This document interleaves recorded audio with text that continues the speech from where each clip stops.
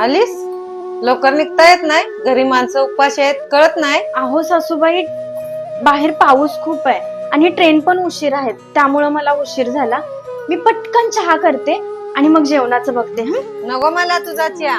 जा जेवणाचं बघ, जराच्या बाराला जेवण देणार आहेस का माणसाचं? अहो सासूबाई, असं काय बोलताय तुम्ही? तू बेस बाहेर न खाऊन आली असशील, तरी मी पोरग्याला सांगत होती नोकरीवाली सून नको आम्हाला म्हणून. आमचं कोण ऐकतय? अहो सासूबाई, काय बोलताय तुम्ही? कुठून कुठे विषय नेताय? अहो मी कमवते, कोणासाठी कमवते? मी आपल्या सगळ्यांसाठी कमवते ना. आणि तुमच्या मुलावर एकट्यावर भार पडू नये असं मला वाटतं.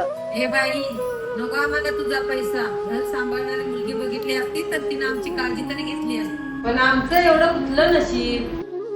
अहो सासूबाई, कसं आहे माहित आहे का, मी नोकरी करून घर चांगलं सांभाळते. फरक फक्त एवढाच आहे की तुम्हाला ते समजूनच घ्यायचं नाहीये. आवरते मी जेवण. धन्य आहे